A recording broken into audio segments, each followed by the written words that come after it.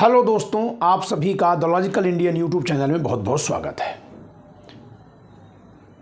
आज मैं चर्चा करूंगा अयोध्या में बन रहे राम मंदिर में होने वाली प्राण प्रतिष्ठा के अवसर पर निमंत्रण में झोल, निमंत्रण का खेल।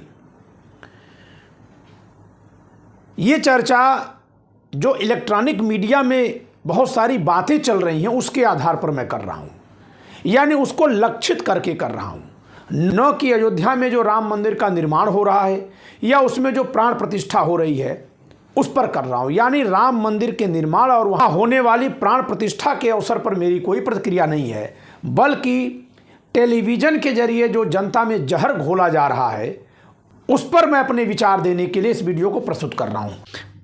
ये निमंत्रण पत्र है, आप देख सकते हैं। श्री राम लला का महाप्रसाद आगमन एवं प्राण प्रतिष्ठा विशिष्टोत्सव, तिथि पौष शुक्ल द्वादशी, सोमवार, विक्रम संवत 2080, 22 जनवरी 2024, अभिजित मुहूर्त। इस तरह से यहाँ लिखा हुआ है। कालकथ यानी समय का उल्लेख है कि 1528 से 1983 तक अयोध्या में संत महात्मा ऐसे ऐसे करके संघर्ष करते रहे। तो ये आप यहाँ देख रहे हैं कि ये निमंत्रण पत्र है और इस निमंत्रण पत्र को लोगों को भेजा जा रहा है 22 जनवरी को होने वाले प्राण प्रतिष्ठा के अवसर में सम्मिलित होने के लिए। दोस्तों, कांग्रेस पार्टी को निमंत्रण गया, लेकिन कांग्रेस पार्टी ने इस अवसर पर शामिल होने से मना कर दिया है और यही निमंत्रण के नाम पर होने वाली सबसे बड़ी राजनीति है। आप देख सकते हैं कि ये टाइम्स नाउ नवभारत न्यूज की पाठशाला नाम से सुशांत सिन्हा जो चलाता है, इसमें विस्मरण किया जा रहा है कांग्रेस ने राम मंदिर का न्योता क्यों ठुकराया, असल वजह आ गई सामने। और आजकल आप जान रहे हैं कि ऐसी पत्रकारिता हो रही है। लोग कह रहे हैं कि 2014 से टेलीविज़न मीडिया बदला है। जी नहीं, 2014 से उसका बदला हुआ रूप आपको महसूस हुआ। वास्तव में टेलीविज़न मीडिया का षड्यंत्र 2011 से शुरू हुआ है। तब इसलिए समझ में नहीं आया था क्योंकि तब मीडिया जो कुछ भी बक रहा था, जो कुछ भी अनर्गल प्रलाप कर रहा था, झूठ का बवंडर खड़ा कर रहा था, काला धन का प्रलाप हो या 15 लाख रुपए खाते में हों या सोनिया गांधी के कई अरब रुपए विदेश में पड़े हुए हैं ऐसे प्रलाप हों या 2G घोटाला हो, कोल स्पेक्ट्रम हो, जो कुछ भी प्रलाप कर रहा था वह भी उसी षड्यंत्र का हिस्सा था जिस षड्यंत्र के तहत आज ये कांग्रेस पर सवाल कर रही है मीडिया। तब इसलिए समझ में नहीं आता था क्योंकि तब ऐसा लगता था कि ये कांग्रेस की नहीं बल्कि सरकार की शिकायत कर रहे हैं, क्योंकि मीडिया का तो काम ही है सरकार से सवाल करना। लेकिन जब सरकार बदल गई लेकिन इनके सवालों की दिशा वहीं कांग्रेस की ही तरफ रह गई, तब लोगों को लगा कि मीडिया बदल गई। तो फिर से मैं कह दूं कि मीडिया 2011 से कांग्रेस के खिलाफ काम कर रहा है। जी हाँ, 2011 से पूरा अन्ना आंदोलन मीडिया ने प्रायोजित किया था। अन्ना आंदोलन से कई हजार गुना बड़ा किसान आंदोलन हुआ, मीडिया ने हवा नहीं दी, कोई नहीं जान पाया। राहुल गांधी जी ने जो 4,500 किलोमीटर की यात्रा की वो कोई नहीं जान पाया।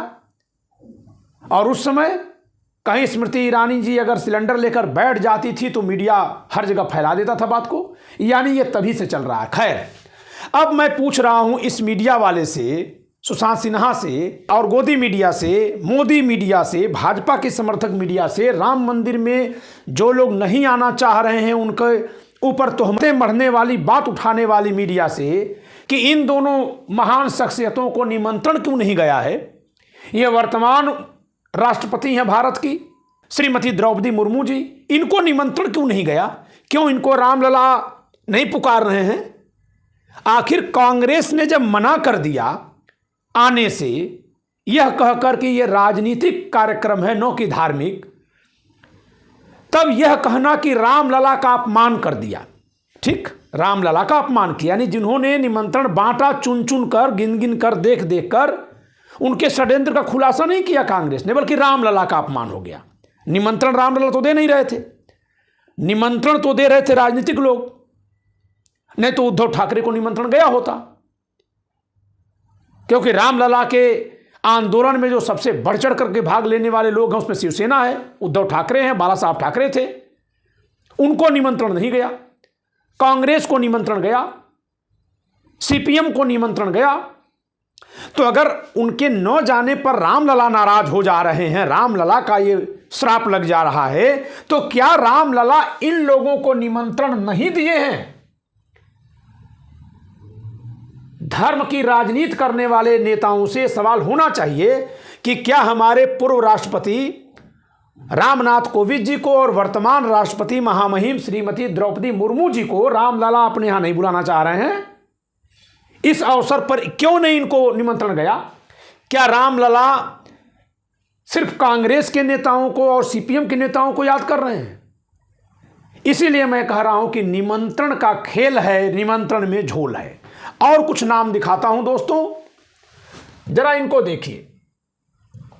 मार्गदर्शक मंडल में बंद कर दिए गए भाजपा के दो शीर्ष नेता हैं, लाल कृष्ण आडवाणी जी और मुरली मनोहर जोशी जी। इनको रामलला जी ने निमंत्रण भेजा। रामलला के नाम पर जो राजनीति करने वाले लोग हैं, इन्होंने निमंत्रण भेजा, लेकिन फिर मना कर दिया कि आप आइएगा मत, आपकी उम्र ज्यादा है। जिस सनातन धर्म की बात हो रही है, जिस हिंदू धर्म में हम लोग विश्वास करते हैं, उसमें आदमी मरणासन्न रहता है तब भी धार्मिक कार्यक्रमों में जाता है, जिससे कि वहीं अगर उसके प्राण चले जाएं तो यह माना जाएगा कि सीधे वो बैकुंठ धाम जाता है। कुंभ में तमाम बुजुर्ग से बुजुर्ग लोग नहाने आते हैं। तमाम लोग बुजुर्ग हो जाने पर चारों धाम की यात्रा करते थे। अगर उस यात्रा के दौरान वो गुजर जाते थे तो ये माना जाता था कि बैकुंठ धाम गए, सीधे गोलोकवासी हो गए। ये मान्यता है। तो ऐसी मान्यता में अगर राम मंदिर के कार्यक्रम में इतने बुजुर्ग हैं कि आने ही लायक नहीं है, आ जाएं तो क्या होगा? अगर इन पर भगवान की कृपा होगी, भगवान अपने यहां बुलाना चाहेंगे तो ये चले जाएंगे, तो बड़े गौरव की बात हो जाएगी इनके लिए। ये लाइन मैं किस पर बोल रहा हूं? ये लाइन हिंदू धर्म, सनातन धर्म की मान्यता के आधार पर बोल रहा हूं कि हमारी मान्यताएं ऐसी हैं। लेकिन कभी यही राजनीति करने वाले लोग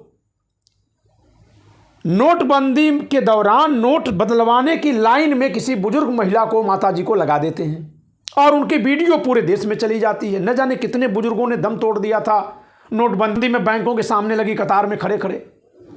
लेकिन ये बुजुर्ग बता के हटाए जा रहे हैं, तो किसी को निमंत्रण ही नहीं जा रहा है। और किसी को गया अगर वो कह दे रहा है कि ये राजनीतिक है, तो इस पर उस पर रामलला का श्राप, रामलला नाराज, बीजेपी होगी 400 सीटें पार। मतलब रामलला 400 सीट ईवीएम में भर देंगे और मिल जाएगा। ये क्या तरीका है? अरे वो रामलला ये देख रहे हैं कि बीएचयू में आईआईटी लड़की के साथ रेप करने वालों को कौन बचा रहा है। हम जिस रामलला को मानते हैं वो रामलला तो सब कुछ देखते हैं, वो घट घट में वासी हैं।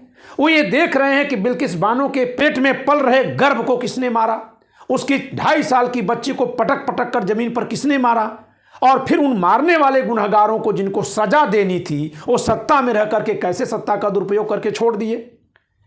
वो बलात्कारियों को कैसे संस्कारी बता करके छोड़ते हैं। संस्कारी ब्राह्मण कह के ब्राह्मण जात का अपमान कर रहे हैं। क्यों ब्राह्मण ऐसे ही होते हैं? यह तो बहुत अपमानजनक बात है कि बलात्कार करने वालों को संस्कारी ब्राह्मण कहकर छोड़ा जाए। इसका मतलब है कि ब्राह्मण भी दो तरह के, एक सामान्य ब्राह्मण जो बलात्कार नहीं करते और एक वे ब्राह्मण जो बलात्कार करते हैं लेकिन संस्कारी होते हैं।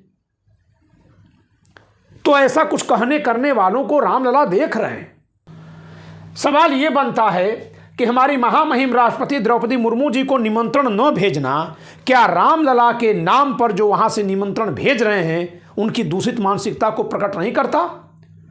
और उन्हीं के द्वारा भेजे गए मैसेज को टीवी पर बैठकर दिन भर चलाने वाले, जिनको निमंत्रण जानबूझकर भेजे हैं फंसाने के लिए कि वो आ जाएं तब भी और ना आएं तब भी, हमेशा उनको अपमानजनक भाषा का ही प्रयोग करके वो बोलेंगे। क्या वो रामलला के नाम पर नितांत राजनीति नहीं कर रहे, गिरे स्तर की राजनीति नहीं कर रहे? क्यों रामलला ने आपको क्यों नहीं याद किया? अब एक सवाल यह भी है कि हिंदू धर्म के जो सर्वोच्च पदाधिकारी हैं, धार्मिक पदाधिकारी हैं, वो है हमारे 4 शंकराचार्य,